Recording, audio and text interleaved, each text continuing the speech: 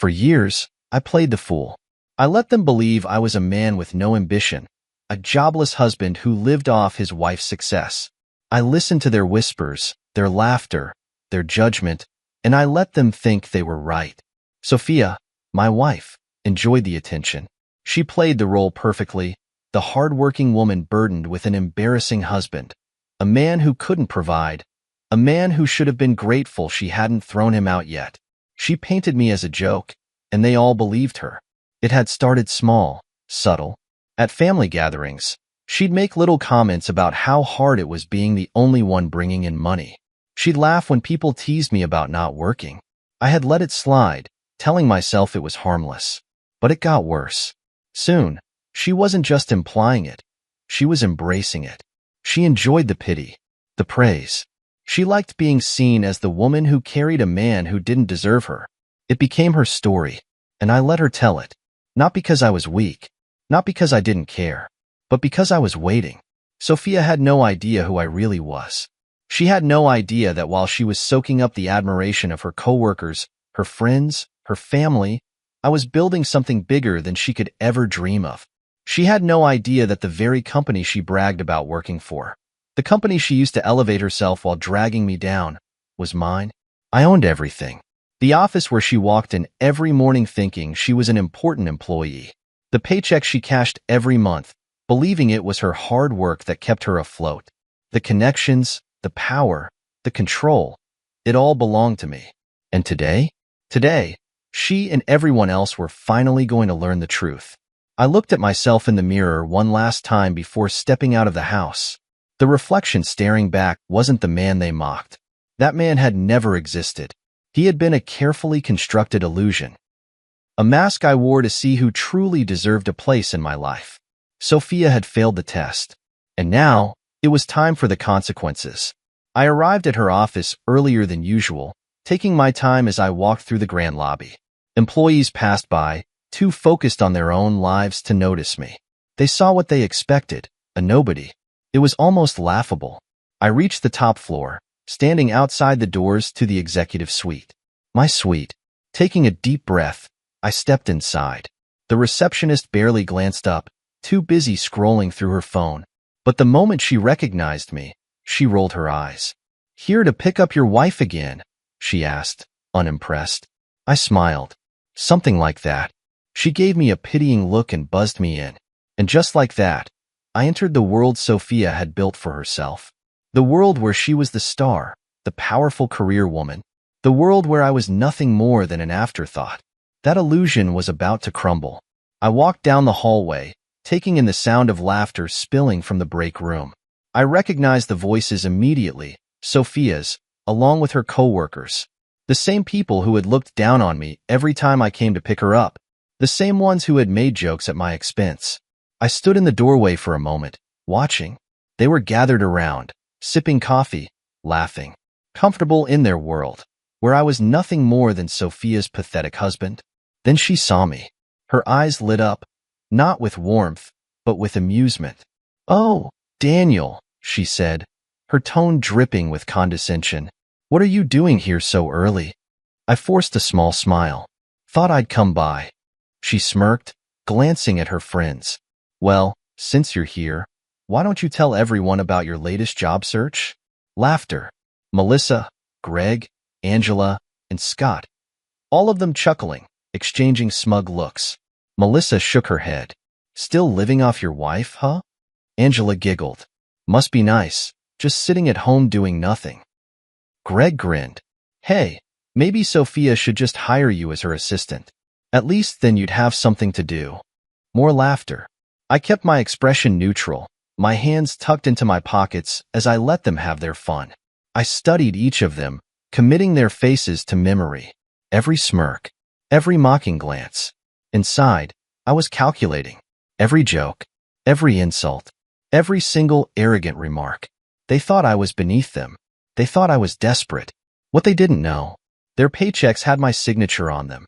The office they worked in belonged to me. I could destroy every single one of them with a single decision. And soon, I would. But not yet. No, I wanted them to bask in their own ignorance a little longer. I wanted them to feel safe in their little world, where they thought they knew everything. Because nothing is more satisfying than watching arrogance collapse. I gave Sophia a small nod. "You're right," I said. "Maybe I should start looking for work again." She beamed at the audience she had gathered. "See? Even he admits it." More laughter. I turned, heading toward the door. I could feel their eyes on my back, feel their amusement radiating through the room. They thought they had one. They had no idea. Because today wasn't just another office gathering. Today was the beginning of their downfall, and I was going to make sure they felt every second of it. I walked out of that office with their laughter still echoing behind me, but I didn't react. I didn't flinch, didn't let a single crack form in the mask I had worn for years. Let them laugh. Let them enjoy their moment. It would be the last time they ever looked at me with anything other than fear and regret. I took the elevator down, each floor a countdown to their reckoning. I had tolerated enough, endured enough. But today wasn't about lashing out in anger. No, that would be too easy, too simple. What I had planned required patience. The moment I stepped out onto the street, I pulled out my phone. My assistant picked up on the second ring. "Sir, schedule the executive meeting for tomorrow morning. Full attendance. No exceptions." "Yes, sir." "And get me the financial reports for the past 2 years. I want every discrepancy, every unapproved transaction. And pull records on the department heads, Melissa, Greg, Angela, Scott." A pause. "Are you planning something?" I smiled, watching the sun set over the city. "I'm cleaning house." She didn't ask further. She knew me well enough by now to understand that when I made a decision, it was final. I ended the call and made my way home, but I didn't go to bed. I spent the entire night preparing, reviewing documents, confirming every piece of dirt I had on them. By morning, I was ready. When I arrived at the office, the atmosphere was lively. The employees were buzzing with excitement. Some big clients had just signed contracts, and they were all riding the high of success. They thought they were untouchable. Sophia and her friends were in the lounge, celebrating. When I walked in, she barely spared me a glance. "Oh, Daniel," she said, smirking. "Here to pick me up again?" I smiled, slipping my hands into my pockets. "Not today." She frowned slightly at my tone, but before she could press further, a voice echoed over the intercom. "All employees, please report to the conference room for an emergency company meeting.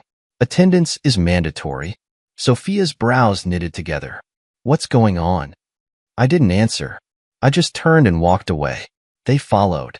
The conference room was packed when we arrived, employees murmuring, exchanging confused glances. At the front of the room, the CEO's chair sat empty. I made my way to it, sat down. The room fell into silence. Melissa's mouth fell open. Greg's hands clenched at his sides. Angela shifted uncomfortably. Scott's face drained of color. Sophia? She looked like she had just seen a ghost.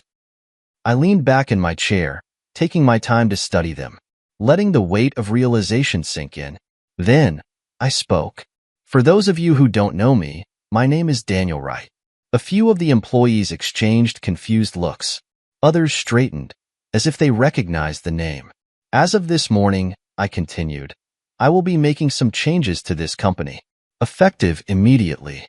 Melissa tried to recover first. She forced a laugh. "Wait, what? What are you doing in that chair?" I smirked. "Sitting where I belong." Sophia inhaled sharply. "Daniel, what is this?" I ignored her. I pulled out a remote and clicked a button.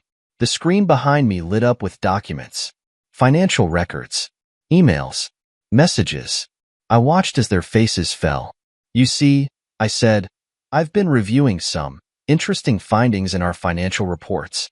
Unauthorized transfers, fabricated sales figures, leaked company information." I turned to Scott. "Would you like to explain why confidential files were sent to our competitors from your email?" Scott froze. His mouth opened and closed, but no words came out. I turned to Melissa. "Or maybe you'd like to discuss the unaccounted for budget expenses." Melissa shook her head. That's a mistake. I don't know anything about that." Greg stammered. We didn't mean." I raised a hand, silencing him. "I'm not interested in excuses." Then, I leaned forward. What I am interested in is watching you all leave this building. Angela's eyes widened. You can't just fire us. I smirked. I can. And I am.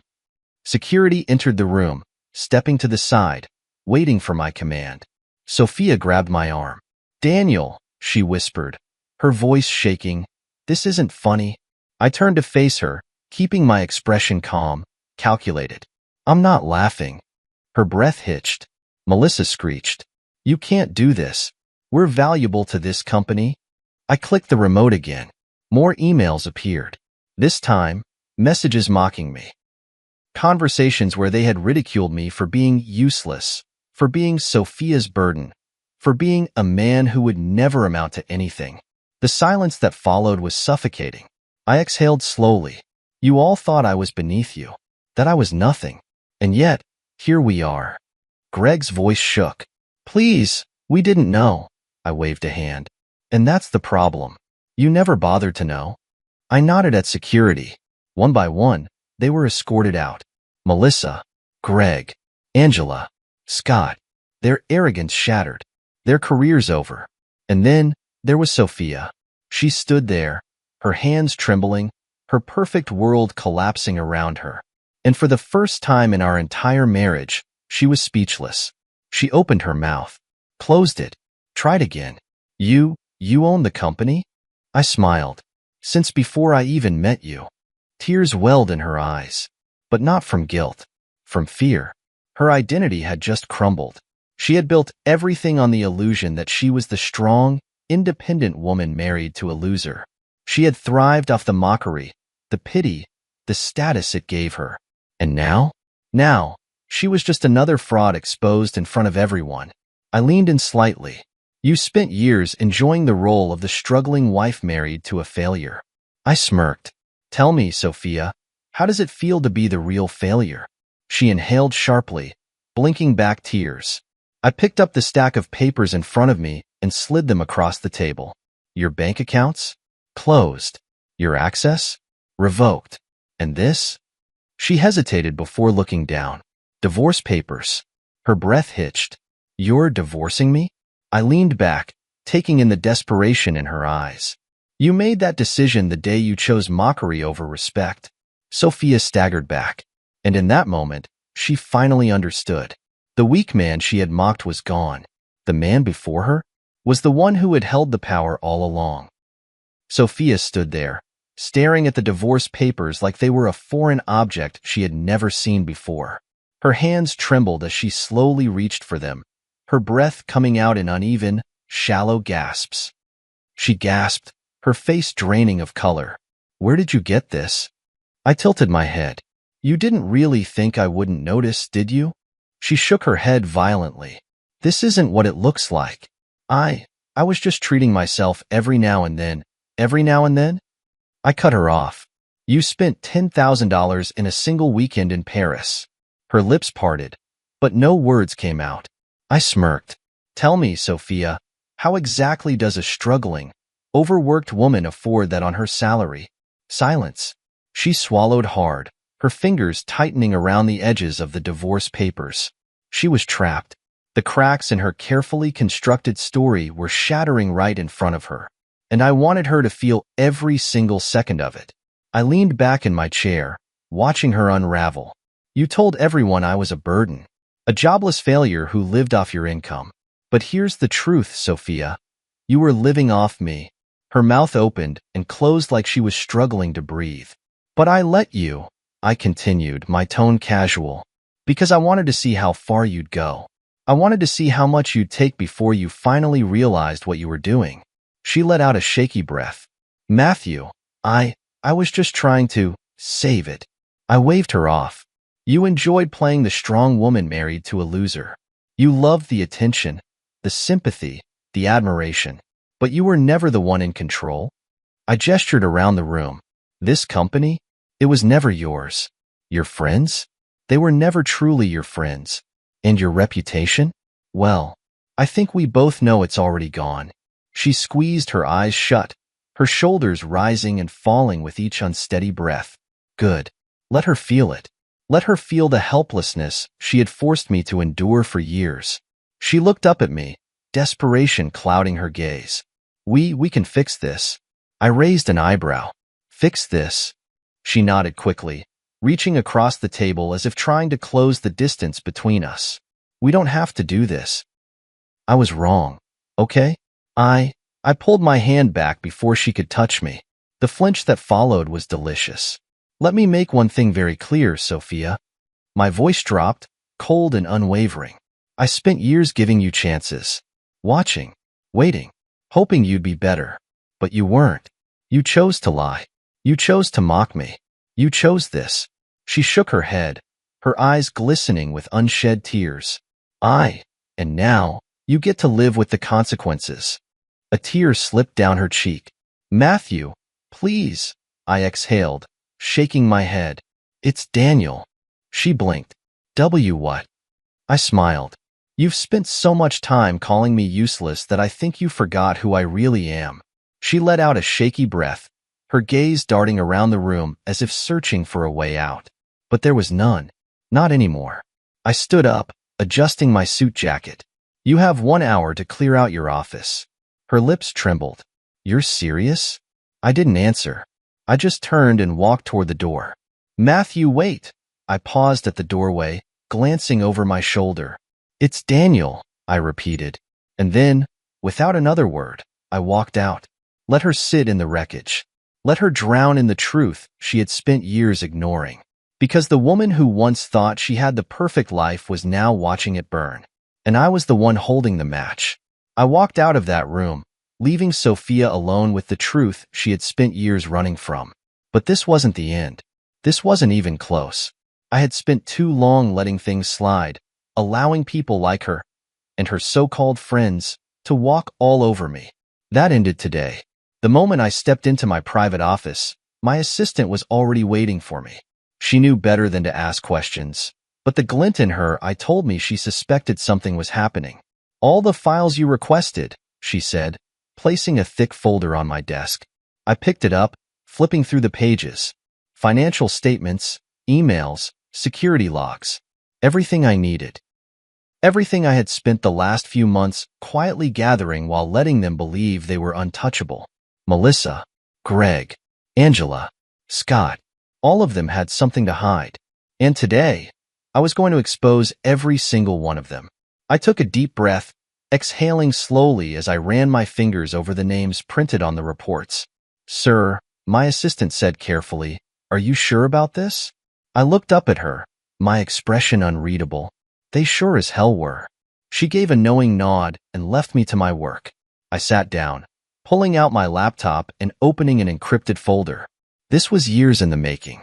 Every expense sheet, every misused fund, every shady backdoor deal. I had it all.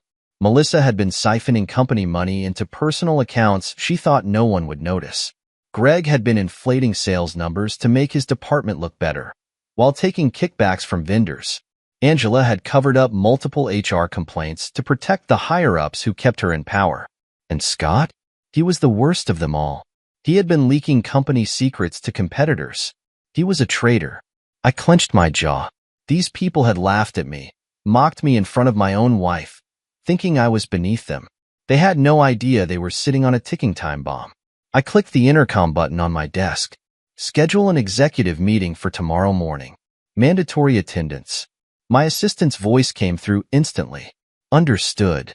I leaned back, fingers steepled as I gazed out at the city skyline. Tomorrow, everything changed. Sophia and her friends had played their little game long enough.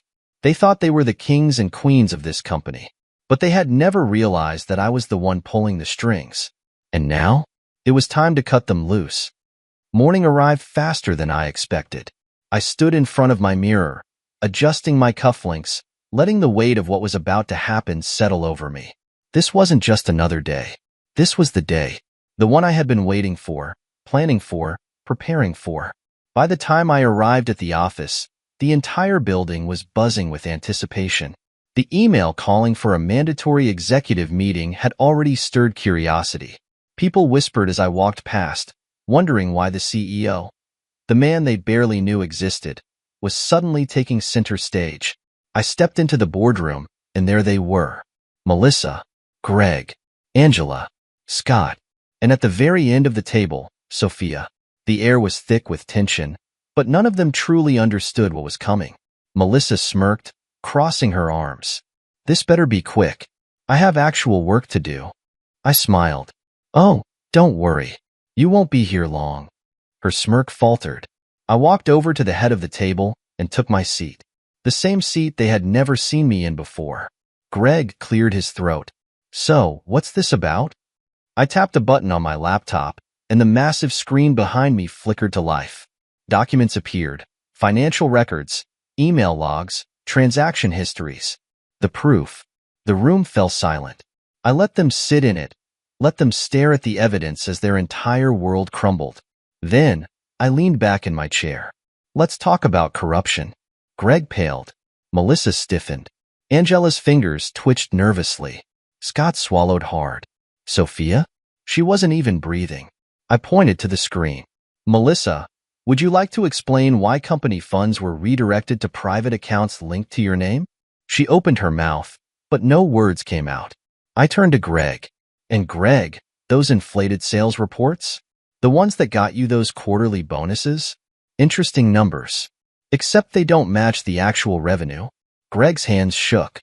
I didn't let him finish. I clicked again. The screen shifted to Angela's HR cover-ups. Angela, how many complaints did you bury in exchange for favors? Angela looked like she wanted to throw up. And then, the final blow. Scott's betrayal. The evidence of company secrets being leaked to competitors. Scott jumped to his feet. This is ridiculous. I tilted my head. Is it? The room was dead silent. I let out a slow exhale, standing up from my seat. You all laughed at me, mocked me, called me a burden. And yet, here we are. I own this company. And as of this morning, I looked toward the door. Security entered. You're all fired. Panic. Melissa's voice rose. You can't just fire us. Greg shook his head violently. We didn't know. Angela burst into tears. Scott turned red with rage. This is a power trip. You're just bitter. I chuckled. No, I'm just cleaning out the trash. Security stepped forward, escorting them out one by one. And then, only one person remained. Sophia. She sat frozen, her hands gripping the table so tightly her knuckles turned white. Slowly, she looked up at me, terror in her eyes. What about me? She whispered. I stared at her. The woman who had built an identity on mocking me, who had basked in the attention of being the poor wife with a useless husband. I stepped forward, sliding a folder across the table. Your bank accounts? Closed. Your access? Revoked.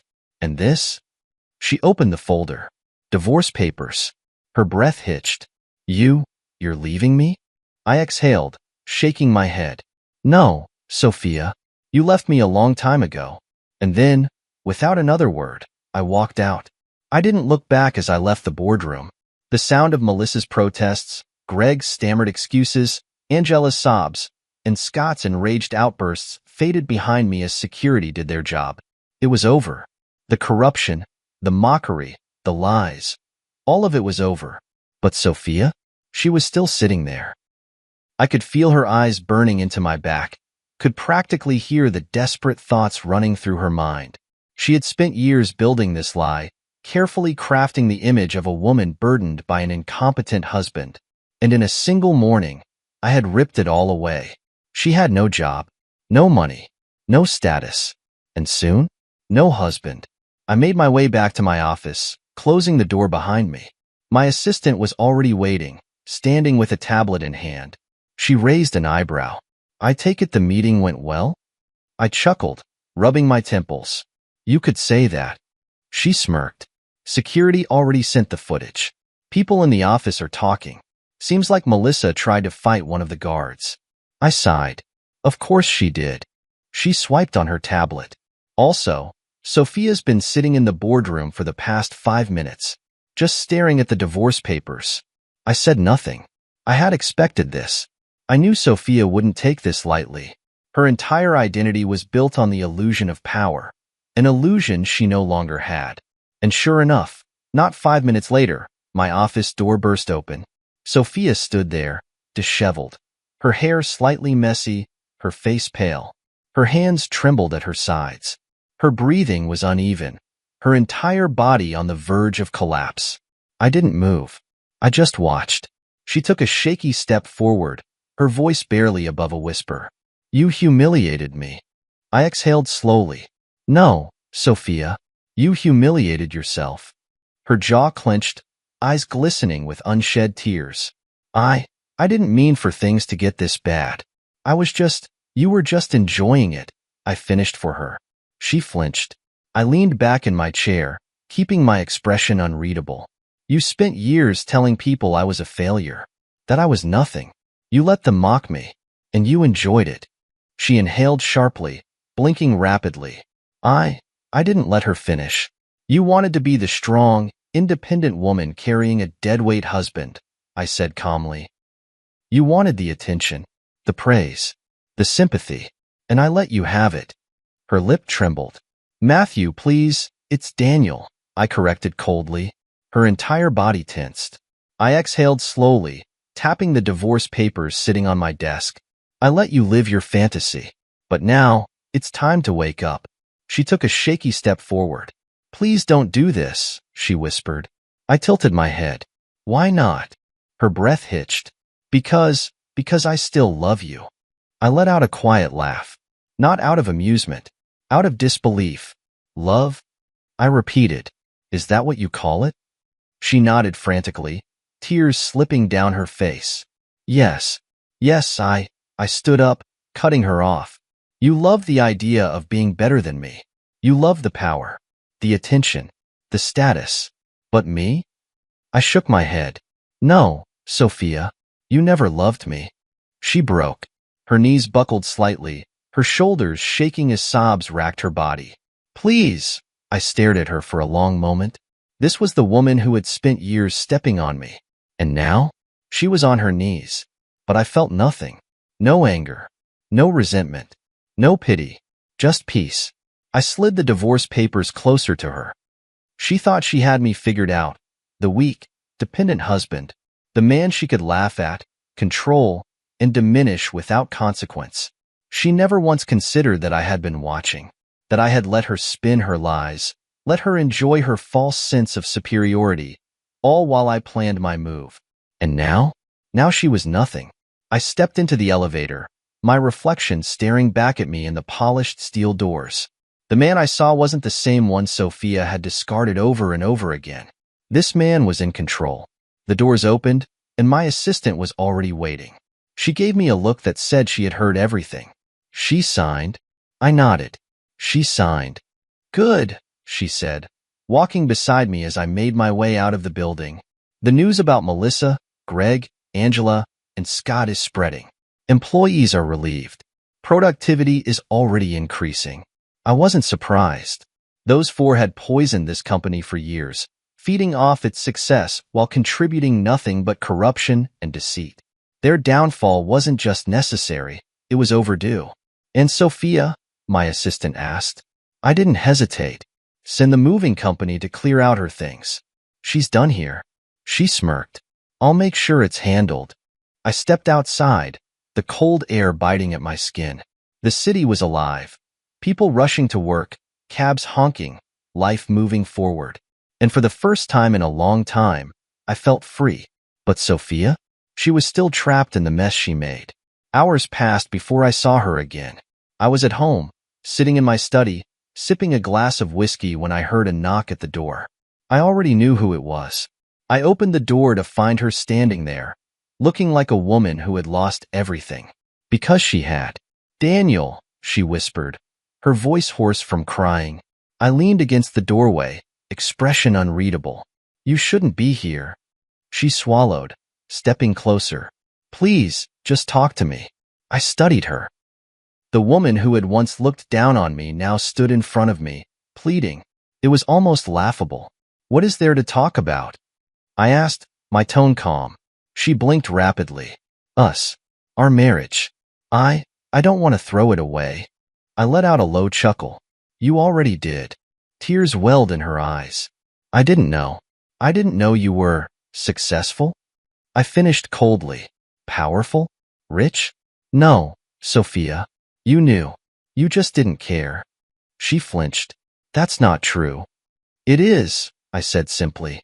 You built your life around making me look like a failure. You needed me to be beneath you, so you could feel important. So you could feel like the strong, independent woman everyone admired. She shook her head violently. I was wrong. I see that now. I cut her off. What do you see, Sophia? That without me, you have nothing? That the world you built was a lie? She sucked in a sharp breath.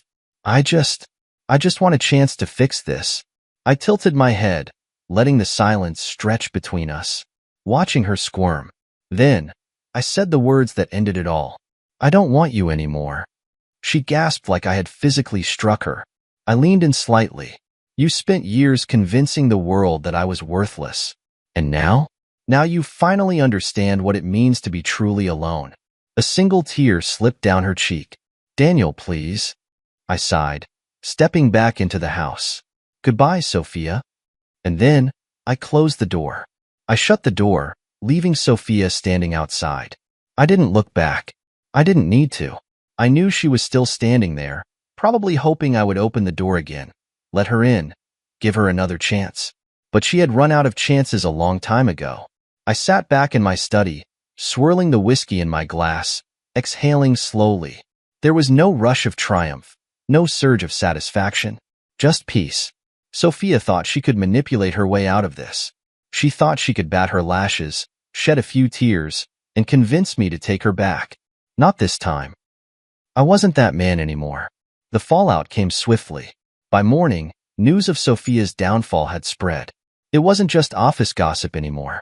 People were talking, whispers in hallways, messages in group chats. The same people who once pitted her for being burdened with a useless husband were now seeing her for who she truly was. A liar. A fraud. A woman who destroyed her own life with her arrogance. And she couldn't stop it. My assistant walked into my office later that day, looking amused as she set a folder down in front of me. Sophia has been calling HR all morning. She wants her job back. I didn't even blink. Deny it. She smirked. Already did. I flipped through the reports inside the folder. Company morale was the highest it had been in years. Productivity had skyrocketed. People were relieved that Melissa, Greg, Angela, and Scott were gone. The workplace was finally running the way it was supposed to, without the corruption and toxicity. I had one. And Sophia? She had lost everything. I leaned back in my chair, rubbing my temples. Any other updates? My assistant hesitated for a moment before saying she filed an appeal for financial support in the divorce. I chuckled, shaking my head. She really doesn't learn, does she? Nope. I sighed, closing the folder. Let her try. She won't get a cent. She nodded, then hesitated again. There's one more thing. I raised an eyebrow. Go on. She was seen with some of her old co-workers yesterday, she said carefully. It looked heated. I smirked. Let me guess. She went to them for help, and they turned their backs on her? She nodded. Of course they did. Melissa, Greg, Angela, Scott, they were users. They only cared about power, about what someone could do for them. And now that Sophia had nothing to offer, they had discarded her just like she discarded me. Poetic justice. I exhaled, standing up and buttoning my suit jacket. Anything else? No, she said, but I have a feeling she's not done trying. I gave a small, amused nod. Let her try. It won't change a thing. And it wouldn't.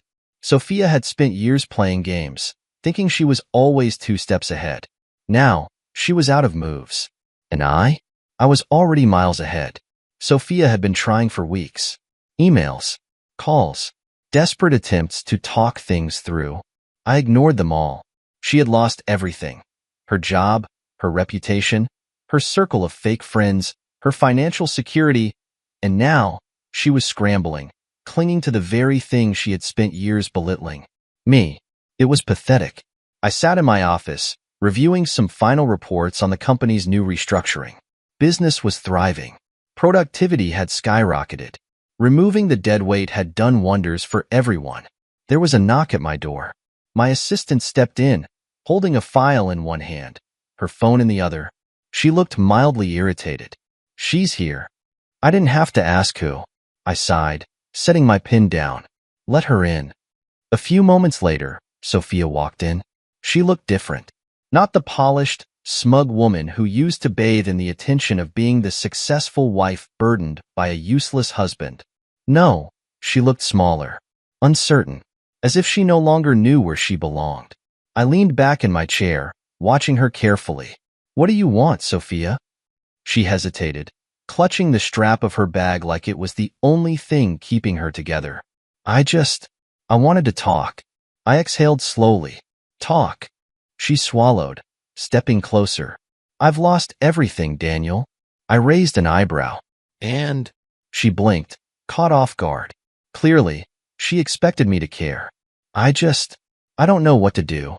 She bit her lip. "You were my husband. You were." I cut her off. Past tense. Her face twisted in pain. "Do you really hate me that much?" I chuckled. "Hate you? No, Sophia. I don't hate you." I leaned forward, resting my elbows on the desk. "I just don't care about you anymore." She flinched, the reality of my words settling in. "I made a mistake," she whispered. I tilted my head. "No, Sophia. You made a choice.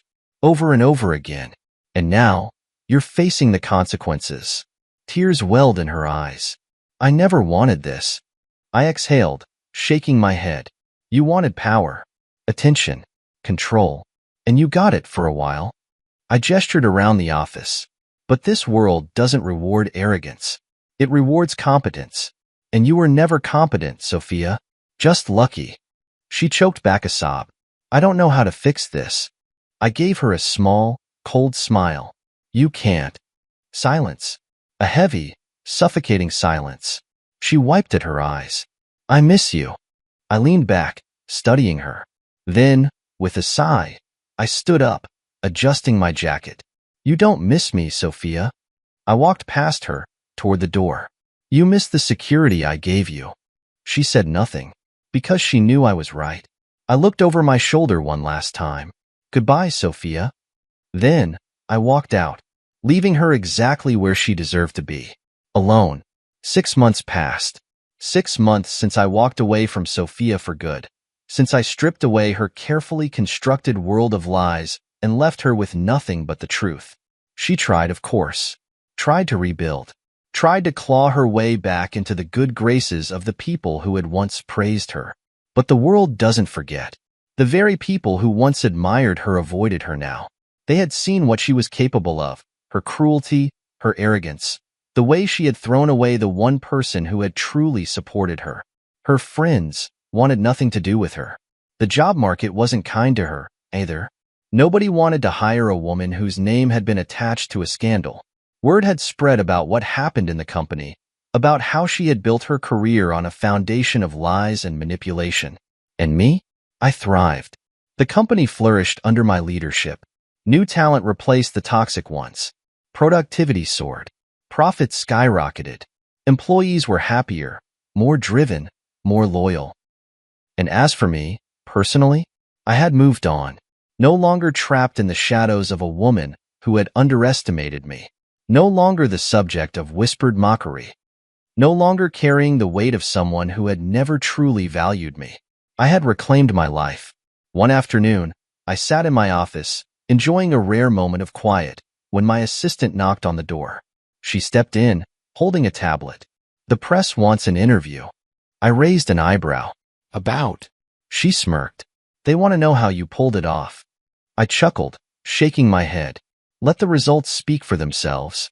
She nodded, turning to leave, but hesitated. "Any regrets?" I thought about it for a moment. Regrets? No, just lessons. I leaned back in my chair, gazing out at the city skyline, the empire I had rebuilt, the life I had reclaimed. Sophia had once mocked me, belittled me, convinced herself I was nothing. And now? She was a distant memory, a lesson learned, a mistake never to be repeated. I closed my eyes, taking a slow breath. The weak man they once laughed at was gone. In his place stood a man who had always held the power. And now, the world finally knew it. Life had settled into a rhythm. A good one. The company was thriving, I was thriving, and for the first time in years, I felt at peace. No longer weighed down by the toxicity of Sophia or the people who had once surrounded her. But life has a way of throwing in unexpected surprises. It started with a message, an unknown number, a simple text. Can we talk? I didn't need to ask who it was. I deleted the message without responding, but she didn't stop.